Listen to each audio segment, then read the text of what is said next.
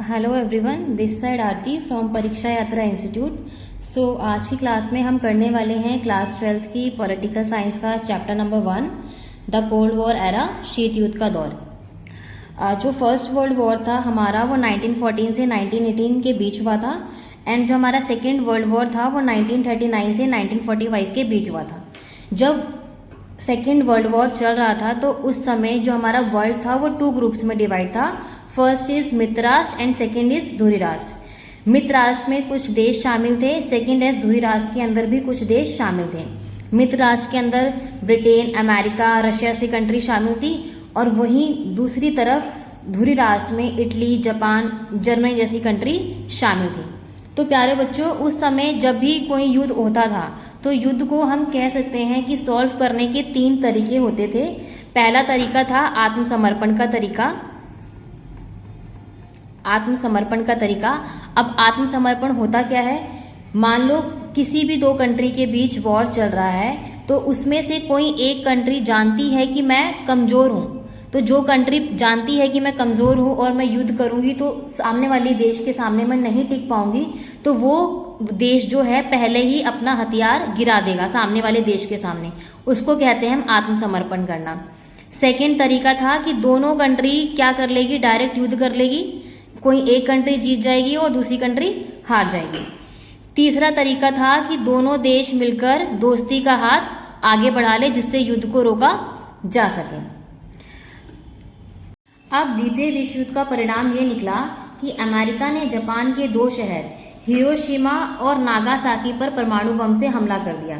सबसे पहले अमेरिका ने हिरोशिमा पर 6 अगस्त 1945 को हमला किया। उस पर जो परमाणु बम गिराया गया था वो 16 केजी टन का था, जिस परमाणु बम का नाम था लिटिल बॉय।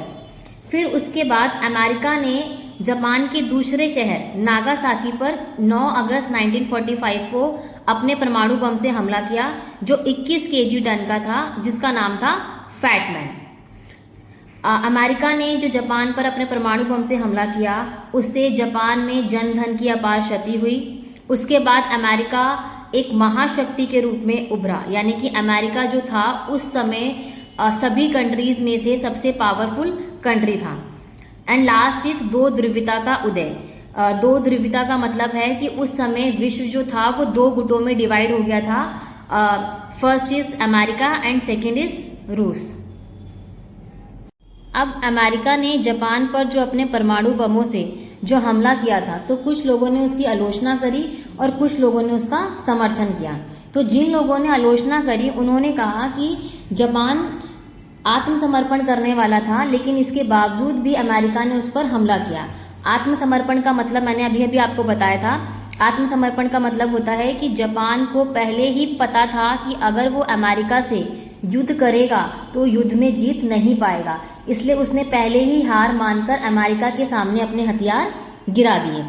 सेकेंड इज कि शायद अमेरिका जो उस समय वर्ल्ड की अदर कंट्रीज थी उनको ये दिखाना चाहता था कि वो ही एक सबसे पावरफुल कंट्री है, यानी कि एकमात्र महाशक्ति है।